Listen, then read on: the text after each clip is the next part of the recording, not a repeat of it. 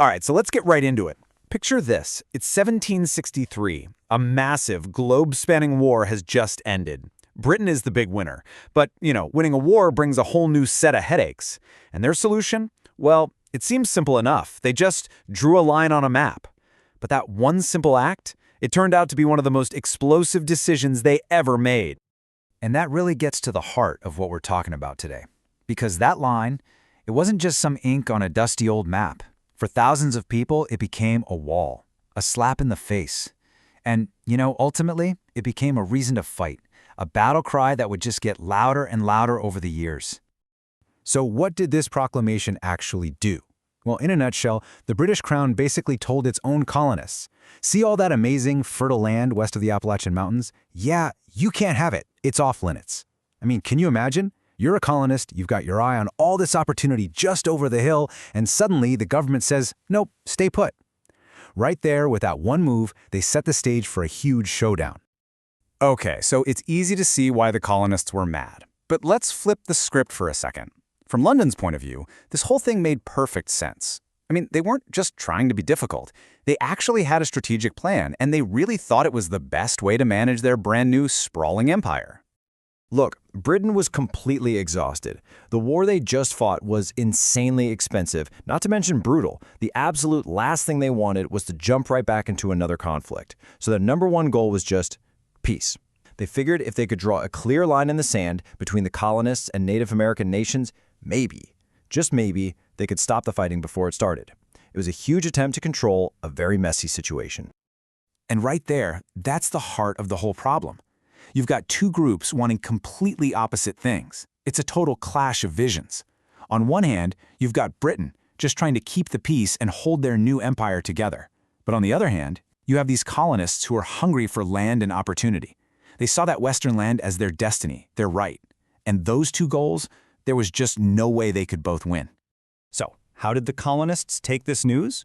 Well, it wasn't just a few quiet complaints. Oh no.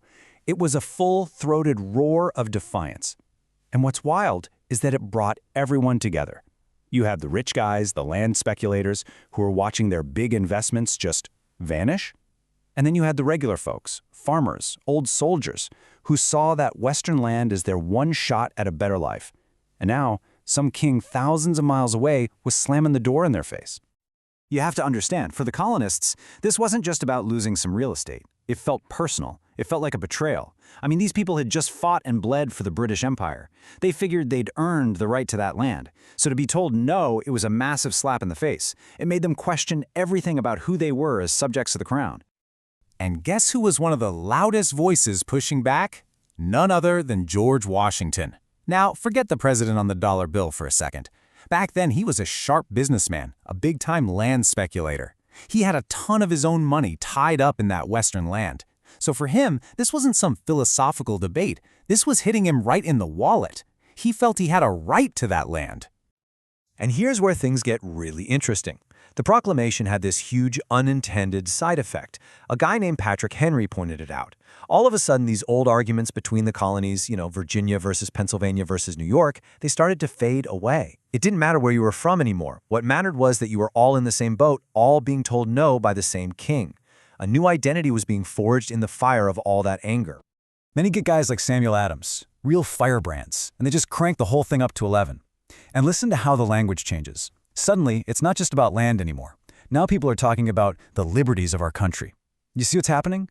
This whole thing has ballooned from a fight over property into a much bigger battle over freedom itself. So, what was the upshot of all this? Did the colonists actually listen? Did that line on the map actually work? Well, the short-term answer is one thing, but the long-term impact, that's a whole other story. The truth is, that line was basically unenforceable. I mean, come on.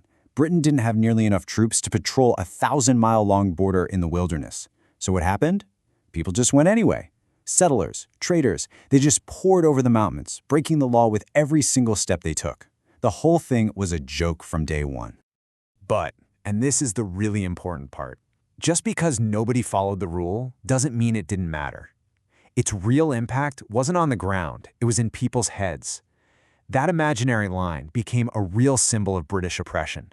It completely changed the way the colonists saw the government back in London. When you boil it all down, the proclamation left behind three huge, lasting effects.